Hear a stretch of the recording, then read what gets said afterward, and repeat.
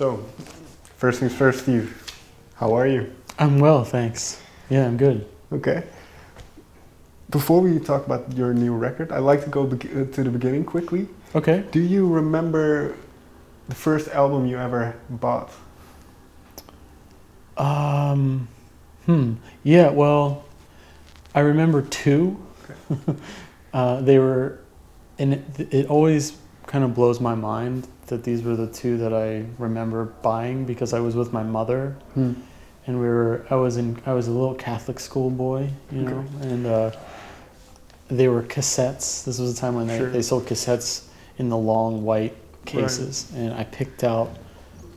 I had an older sister who was into music, and I was always observing what she had. And the two albums that I picked out were the Misfits, Walk Among Us, and Metallica, and Justice for All.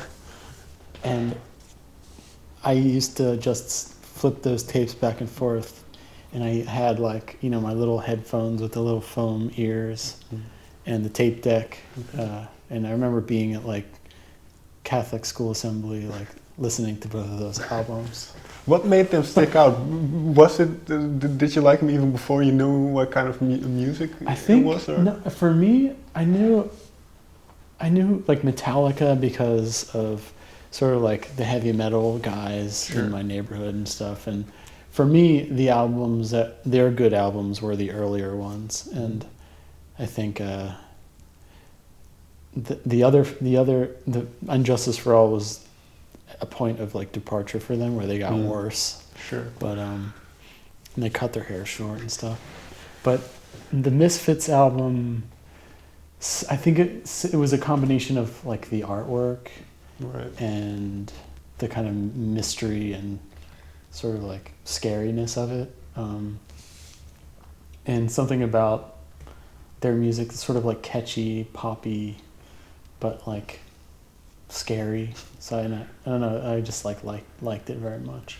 But yeah, in terms of music, then you described growing up as a Catholic schoolboy. So was that juxtaposition, so to say, was that interesting to you? Yeah, it was. In retrospect, it's very interesting. You know,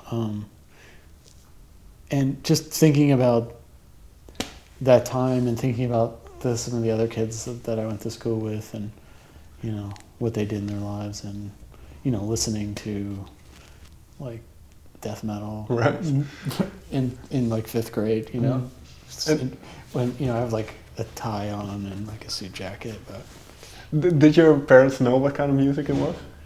My parents, yeah, I mean, they were so cool, and they kind of let me listen to whatever I wanted. And I also listened to, I was a big fan of what they listened to as well. They liked Motown and rock and roll and stuff. And also I was sort of absorbing everything, but those two tapes were, maybe they just didn't check and read. They just gave me a lot of freedom, which was great. Certain parents, I guess, in that context would be I read the lyrics to this Misfits song, and I've taken this cassette from you. They never investigated too hard, and it was a short-lived sort of thing. So music, was it a big thing growing up for in your household? It was. I mean, it was always around, and both of my parents were big into music, listened to music a lot, and talked about it, and they saw a lot of concerts when they were younger. They grew up in Philadelphia, and the time when they were growing up, there were a lot of American Bandstand was around, and there were a lot of musicians, soul and R&B musicians that came through Philadelphia and played concerts to young audiences. So they got to see a lot of people like Stevie Wonder and all the Aretha Franklin and those people. And yeah, so there was a local DJ that they listened to, that he's still around, and his name is Jerry Blavitt, and he plays 45s and talks about the music, talks about the regions and the releases, and my parents always had him on the radio, and they're not musicians themselves per se, but they like it. They come from that generation. Right. What made you pick up a guitar then? Well, I was really into sports Okay. when I was young, and I got really into skateboarding. Mm. And I loved music. I was very musical at a young age, and it just made sense. And, I was at the time when I was starting to kind of veer away from dedicating all my time to sports. Mm-hmm. I was hanging out with people who were like skateboarding and who were interested in art, and one of those things was also some kids were playing music, and I realized young kids had bands and were just playing with friends, so I just I knew that I wanted it. My parents, of course, were supportive and got me an instrument, and I started going to lessons and really enjoyed it. Did you when did you start writing your own songs? Was it immediately, or was it No. Well, it's funny because I just went through a box of old cassettes. Keep talking about cassettes, but it must have been like even before high school, I would record stuff, just me playing, but have like multiple boom boxes. So I would record one track on the one boom box, and then the other one on like rhythm and bass, and then I'd play this like silly guitar thing. So I was sort of already kind of thinking about it, but it was just more just kind of doing it to listen back and be like, wow. I wasn't conceptually thinking about songs per se, but I was sort of putting things together as a player in my head.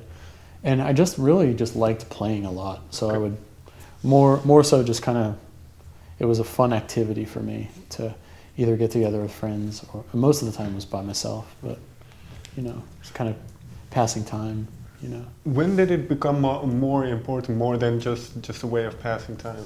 I think as I was getting older, I started kind of going to see bands, and my best friend and I, we would drive and go see kind of local bands that were putting their own records out, and then one day I got asked to like play with people that I kind of didn't know, and I felt like was like actually in a band for a moment there, and I really like enjoyed that, and it changed the way that I thought about playing, and it made me want to improve and be able to do it more. So that's when I first kind of considered like actually, maybe getting a nicer guitar and learning how to play it, even working on it even more, instead of just banging away at it in my bedroom. Do you remember the first song that you wrote that you were proud of? Wow. I don't know. I mean, I really didn't start singing until like not that long ago. So the first song that I ever wrote, I don't know, because for me, a lot of the music that I wrote and released was sort of loose. So I was never like braggy or proud. Right. Maybe internally proud, but never like, hey, everybody, like you got to hear this. I was always more appreciative of people that came to me, like, hey, I listened to your music. But I wrote that you were confident in then. Oh, okay. That you felt was good. I wrote a song. The first kind of real song that I wrote that actually like told a story was a song. It's called "The Lurker," and that was a song that I kind of from beginning. It tells a story kind of from beginning to end, and the music kind of also correlates with parts of the story. So it was the first time I thought about words and music working together, and the first version that I did was like 20 minutes long because I didn't know how to like be a little bit more concise. And then I recorded it again, and it was, of course, significantly shorter. But that was the first song where I really thought about putting a story together with some of the guitar work that I was doing.